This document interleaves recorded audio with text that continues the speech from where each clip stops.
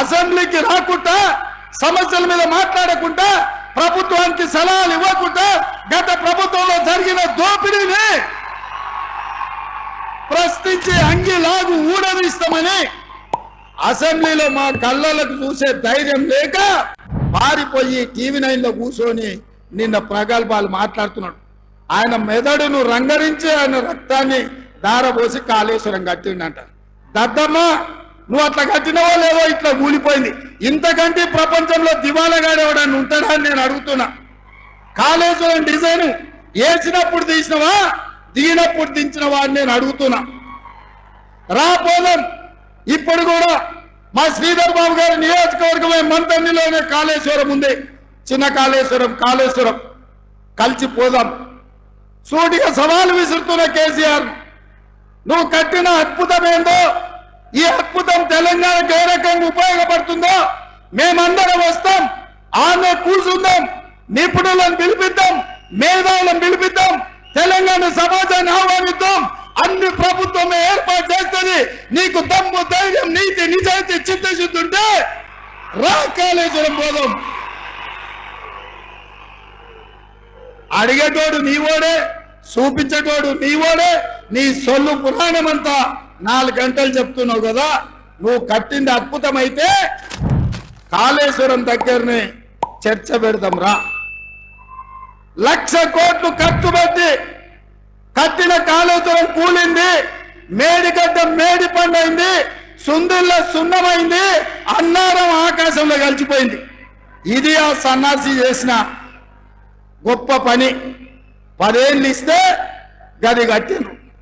అదే మా కాంగ్రెస్ పార్టీ అధికారంలో ఉన్నప్పుడు, స్వతంత్రం వచ్చినప్పుడు పండిత్ జవహర్లాల్ నెహ్రూ గారు నాగార్జున సాగర్ కట్టిండు. ఎట్లుందో ఒక్కసారి చూడు. అదే మా పార్టీ అధికారంలో ఉన్నప్పుడు శ్రీశైలం కట్టినాం, శ్రీరామ్ సాగర్ కట్టినాం, కల్వకుర్తి కట్టినాం, భీమా కట్టినాం, నెట్టంపాడు కట్టినాం, జూరాల కట్టినాం, శ్రీహరి గారు మొదలుపెట్టిన దేవాదుల కట్టినాం. మేం కట్టిన ప్రాజెక్టులు ఎట్లున్నాయో ఒక్కసారి వచ్చి చూద్దాం రా. నువ్వు కట్టిన కాళేశ్వరం ఎట్లేడుస్తుందో ఒక్కసారి చూసేద్దాం. అందుకే ఈరోజు ఇక సన్నాసి గురించి ఎంత చెప్పినా సచ్చిన పామే. సచ్చిన పాముని ఏం కొడతామా?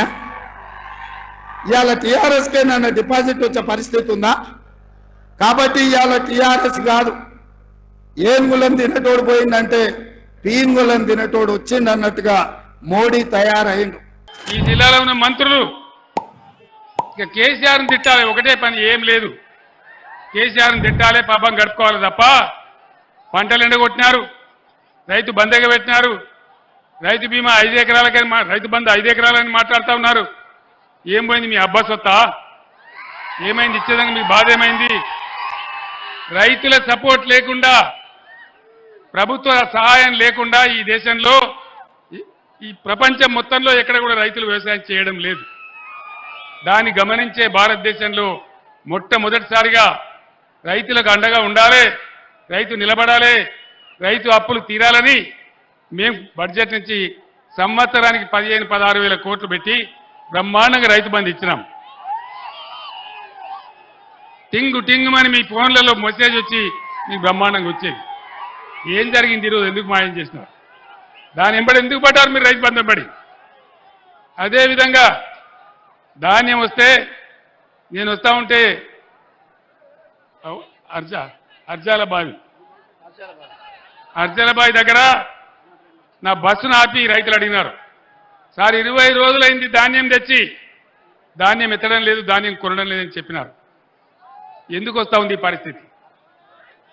ఒకనాడు బీఆర్ఎస్ గవర్నమెంట్ ఉన్నప్పుడు ఇదే నరేంద్ర మోడీ నేను వడ్లు కొనని మొండికేస్తే నాతో సహా, ముఖ్యమంత్రితో సహా మొత్తం తెలంగాణ మంత్రులు, ఎంపీలు, ఎమ్మెల్యేలు, ఎమ్మెల్సీలు అందరం పోయి ఢిల్లీలో ధర్నా చేసి నరేంద్ర మోడీ మెడలు వంచి మా తెలంగాణ పండిస్తా ఉంది, మీరు కొనాలేది న్యాయం అని చెప్పి వడ్లు కొనేటట్టు చేసినాం. మద్దతు ధర 1 రూపాయి కూడా తగ్గకుండా రైతాంగానికి ధాన్యం కొనుగోలు చేసి వాళ్ళ బ్యాంకులలో వేసినాం. ఇవన్నీ కూడా మీ కళ్ళ ముందరనే జరిగినాయి. ఈ సమస్య అంతా కూడా మీ కళ్ళ ముందరనే జరిగినారు. ఆనాడు పేద బిడ్డల పెళ్లి చేయాలని, లేని వాళ్ళు ఉన్నవాళ్ళు ఉంటారని రూపాయలు ఇచ్చి కళ్యాణ లక్ష్మి పథకాన్ని పెట్టినాం.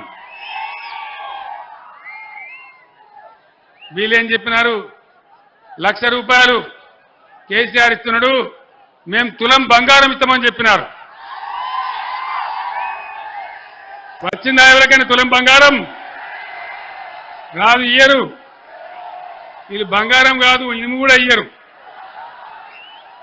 ముఖ్యమంత్రి గారు చెప్పినారు, బీఆర్ఎస్ ప్రభుత్వం ఉన్నప్పుడు మేము 2 దఫాలుగా 30,000 కోట్ల రూపాయల రుణమాఫీ చేసినాం, రైతులను ఆదుకున్నాం. ఇవాళ ఉన్న ముఖ్యమంత్రి లగెత్తుని పరిగెత్తుని డిసెంబర్ 9 నాడు 10:30 గంటలకు 2 లక్షల రూపాయలు రుణమాఫీ చేస్తాడు. చేసిందా? మరి ఎందుకు చెప్పినారు?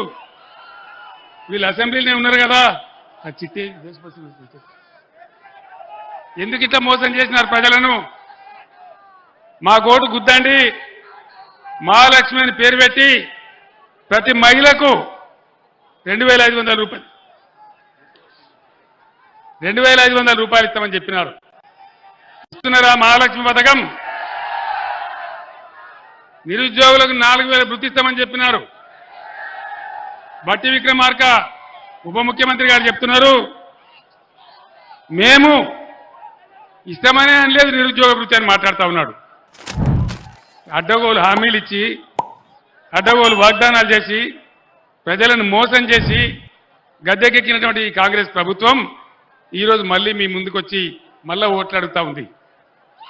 నేను ఒక్కటే మాట మీకు మనవి చేస్తా ఉన్నా, ఒకటే ఒక విషయాన్ని మీకు మనవి చేస్తా ఉన్నా, ఈ పార్లమెంట్ ఎన్నికలలో బీఆర్ఎస్ అభ్యర్థులు గెలిస్తేనే బ్రహ్మాండంగా ఈ ప్రభుత్వం యొక్క మెడలు వంచి అన్ని కార్యక్రమాలు అమలు చేపిస్తాం.